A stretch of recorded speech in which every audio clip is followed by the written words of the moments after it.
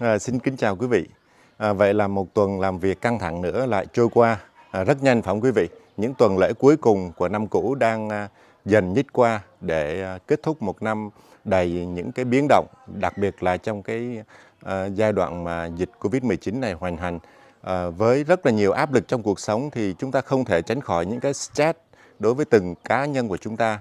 Và một trong những cái biện pháp để chúng ta giảm thiểu cái stress đó là chúng ta trở về với thiên nhiên, chúng ta ngắm cây cảnh, bông hoa cũng như là trong thiên nhiên hoang dã. Thì khi mà chúng ta đứng trước cái khung cảnh hùng vĩ của thiên nhiên như vậy thì tâm hồn của chúng ta được trùng lại, sống chậm lại và trước cái vẻ đẹp thiên nhiên đó thì chúng ta giảm được rất nhiều cái stress. Thì một trong những cái phương pháp mà để giảm stress đó là chúng ta chơi cây cảnh.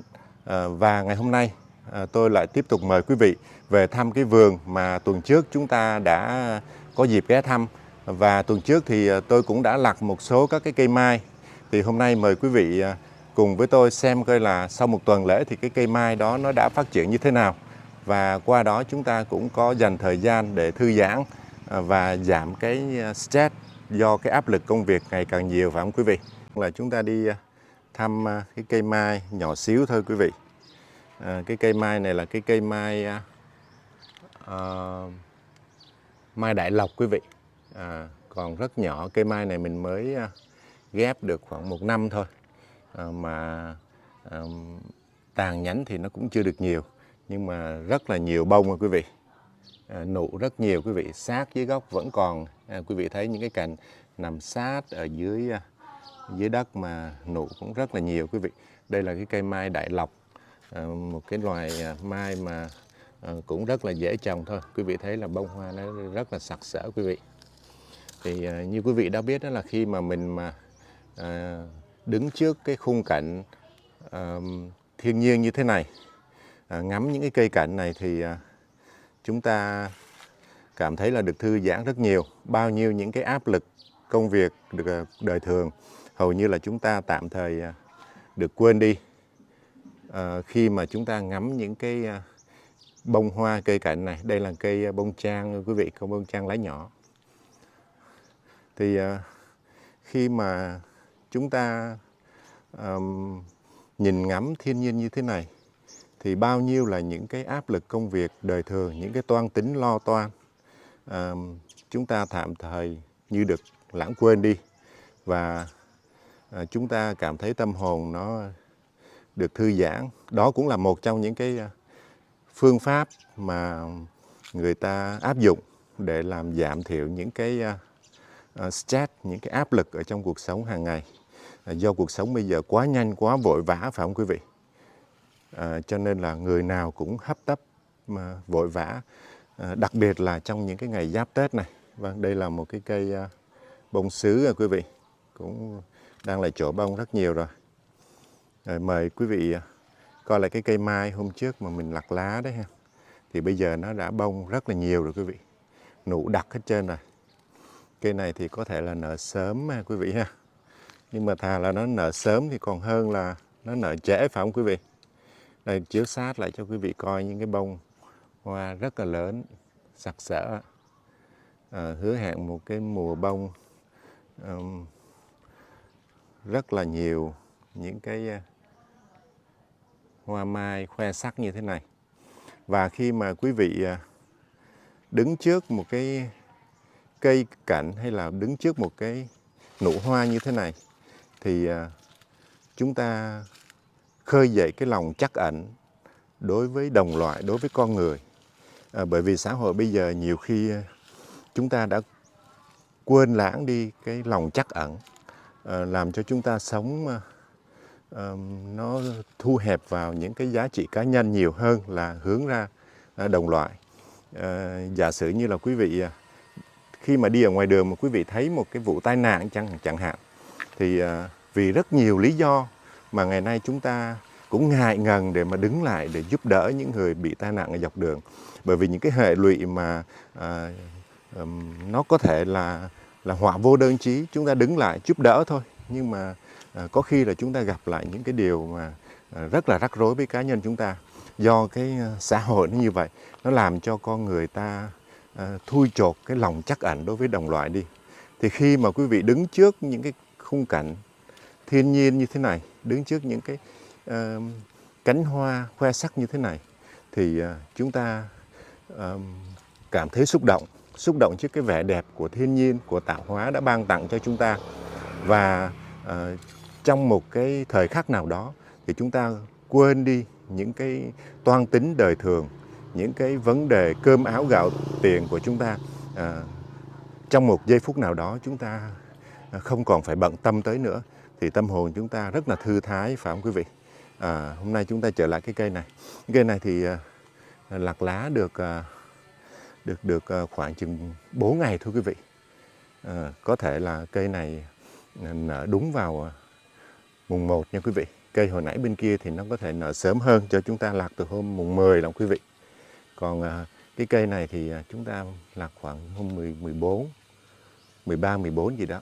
Bây giờ cũng bắt đầu đang là nụ rất là nhiều rồi quý vị ơi. Cái cây này nó hơi bị ở trong bóng râm, cho nên là cái phần ở trong bóng râm thì nó ít nụ hơn là ở bên ngoài. Quý vị thấy rất là nhiều nụ, chiếu sát lại cho quý vị thấy. Dạ. Đây là cái cây mai thuộc cái dòng mai dạo, giống như mai dạo Thủ Đức nha quý vị. Nó khoảng từ 10 tới 12 cánh quý vị. Quý vị thấy là trong cái ngôi vườn của chúng ta rất là nhiều những cái cây cảnh, tuy là nó không có phải đặc sắc, là những cái cây cảnh mà tôi trồng để giải trí thôi, nhưng mà mục đích của mình là giải trí, thư giãn trong những cái ngày tháng làm việc vất vả. Thì Chủ nhật mình về nghỉ ngơi thì mình ngắm nó, mình chăm sóc nó, thì nó cũng giảm bớt những cái áp lực công việc đi.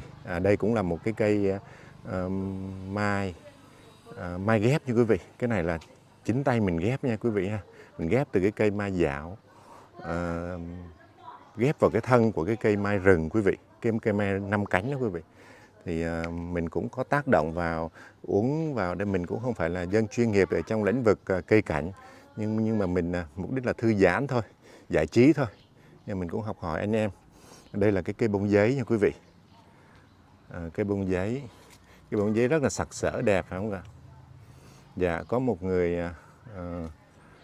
bạn rất là thân của mình mới góp ý với mình là cái cây bông giấy thì theo phong thủy đó thì trưng ở trước nhà nó cũng không được tốt lắm. Thì mình cũng ghi nhận cái vấn đề đó, tại vì mình cũng không có tìm hiểu về phong thủy nhiều, nhưng mà bạn mình nói nên mình rất là trân trọng cái sự góp ý của bạn bè, và đặc biệt là một người bạn rất là thân của mình. Đây là một cái tượng kình ngư, hôm trước mình có giới thiệu với các bạn rồi. Thì một trong những cái biện pháp để chúng ta giảm stress đó là chúng ta giải trí. Thì giải trí có rất nhiều cách để giải trí quý vị. Có thể chơi thể dục thể thao, tập thiền tịnh, đi đá banh, vân vân, hay là nghe nhạc, rồi đi thăm thú những cái cảnh quan ở bên ngoài. Và một trong số đó là cái thú mà chúng ta chơi cây cảnh, thì vừa là để cho chúng ta hoạt động thể lực. Tại vì chúng ta ngồi ở văn phòng thì có khi là chúng ta không có hoạt động được thể lực nhiều.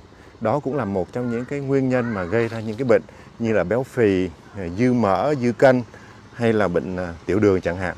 Thì mình thích cái cách mà ngắm cây cảnh, cái thú mà mình chơi bông chơi hoa này, thì nó cũng tạo cho con người mình vừa là hoạt động được thể lực, vừa là giảm stress, thư giãn tinh thần. Thì các cái bác sĩ tâm lý ngày nay người ta cho rằng cái công việc của cái thời đại ngày nay nó quá nhiều áp lực về thể chất lẫn tinh thần, cho nên là một trong những cái biện pháp để giảm thiểu những cái áp lực đó là chúng ta ngắm bông, ngắm hoa, ngắm cây cảnh. Và nếu mà được thì đích thân chúng ta chăm sóc nó. Bởi vì cái cây cảnh đó quý vị biết là nó mà ở dưới đất thì nó rất là dễ trồng quý vị. Nhưng mà khi mà quý vị mà đã đưa lên chậu rồi đó thì nó cực kỳ khó. Bởi vì ở trong cái chậu đó nó có một chút xíu đất thôi, nó rất là dễ khô. Một ngày mình không tưới thôi là nó đã khô rồi. Và nó có thể, nếu mà trường hợp mình quên 1-2 ngày mình không tưới là nó có thể chết nữa. Và nó cũng không có dinh dưỡng gì ở trong cái chậu đó. Nó chỉ trông chờ chúng ta chăm sóc nó hàng ngày thôi. Đây là cái bông giấy, quý vị thấy hôm tuần trước nó có ít, mà hôm nay nó rất nhiều rồi phải không quý vị? Bông giấy này là hy vọng là tới Tết thì nó sẽ còn sặc sỡ hơn nữa quý vị. Cái trồng cây kĩa đó quý vị, nó rất là khó, bởi vì nó đòi hỏi chúng ta phải nâng niu chăm sóc nó, giống như là có người ta ví là mình chăm sóc cái cây cảnh nó giống như là mình chăm sóc cái người tình của mình vậy. Rất là đài cá kêu xa, rất là đọng đảnh quý vị. Tại vì nó ở trên cái chậu này, nó không có một cái chút dinh dưỡng nào mà hoàn toàn trông chờ vào chúng ta thôi. Mà rất là khó quý vị, nếu mà chúng ta không có tưới nước đủ, không có để phân dinh dưỡng đủ thì nó chết. Mà nếu mà chúng ta tưới nước nhiều quá nó cũng bị úng, nó chết quý vị. Hay là phân cũng vậy. Phân mà nếu mà chúng ta đi nhiều phân quá nó cũng chết. Mình phải chăm sóc nó từng ngày, từng giờ.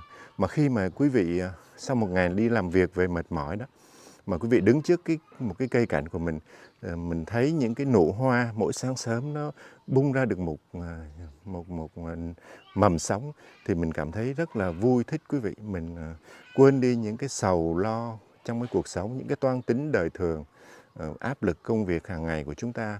Và chính cái stress nó là cái đầu mối để gây ra rất nhiều các cái bệnh tật. Thì ở phòng khám Thạnh Trị chúng tôi cũng có những cái chuyên gia về tâm lý.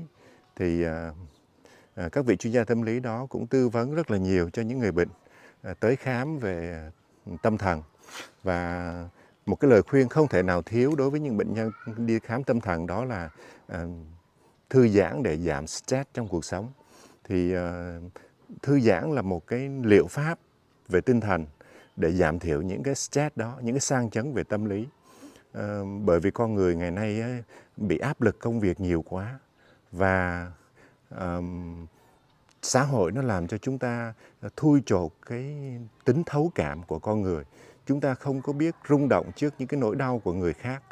Thấy ra đường thấy một cái vụ tai nạn mình không dám đứng lại để giúp đỡ. Mình thấy một người mà chuẩn bị móc túi người kia để lấy bóp chẳng hạn, mà ở xe hoặc trên nơi công cộng, mình cũng không có dám đứng ra để mình hô hoán lên, mình bảo vệ, mình sợ liên đới trách nhiệm. Rồi từ từ ngày này qua tháng nọ, nó làm cho con người chúng ta bị thui chột đi cái tính thấu cảm đối với đồng loại. Rồi chúng ta dạy, ngay cả con em chúng ta cũng vậy. Khi mà bước đi ra khỏi nhà mà đi làm thì mình dặn con em mình là không có được mở cửa cho ai vào, rồi ai hỏi cái gì cũng nói là không biết, để tránh những cái nguy hiểm nó xảy ra đối với con em mình. Rồi người già cũng vậy, nếu mà mình mà ở chung với cha mẹ, mình cũng dặn cha với mẹ mình ở nhà là tụi con đi làm, cha mẹ đừng bao giờ mở cửa cho ai vô, đừng có tin lời ai gì hết. Do xã hội nó như vậy quý vị, hàng ngày nó có nhiều những cái sự lọc lừa quá, cho nên mình phải đề phòng. Và chính cái sự đề phòng thái quá đó, nó làm cho con người chúng ta mất đi cái tình đồng loại với nhau, cái sự thấu cảm giữa con người với con người nó mất đi. Chính vì vậy mà cái xu hướng ngày nay thì người ta đang là hướng tới những cái giá trị về tinh thần nhiều hơn. Và một trong những cái biện pháp để mà nâng đỡ tinh thần chúng ta, đó là chúng ta giảm stress bằng cái cách là thư giãn, đặc biệt là trở về với thiên nhiên, trở về với lại những cái thế. Và một trong những cái cách mà để chúng ta giảm stress đó là chúng ta trở về với lại cái thế giới thiên nhiên, trở về với cây cảnh, để chúng ta tìm lại được những cái giá trị đích thực của đời sống tinh thần. Chúng ta tìm lại được sự thấu cảm đối với đồng loại. Qua đó chúng ta sống một cái cuộc sống tĩnh tại hơn, chúng ta sống chậm lại hơn, bớt đi những cái gánh nặng lo toan của cơm áo gạo tiền hàng ngày, để chúng ta tìm lại sự thư thái trong tâm hồn mỗi con người. Đặc biệt là cái dịp năm mới sắp đến, chúng ta tìm lại niềm vui, niềm hạnh phúc đối với mọi con người chúng ta. Cuối cùng thì nhân dịp năm mới sắp đến, chúng tôi kính chúc quý vị hưởng một mùa xuân tràn đầy hạnh phúc, giảm được những cái áp lực công việc thường hàng ngày, giảm được stress để chúng ta có một sức khỏe thể chất lẫn tinh thần được trọn vẹn hơn. Xin kính chào quý vị.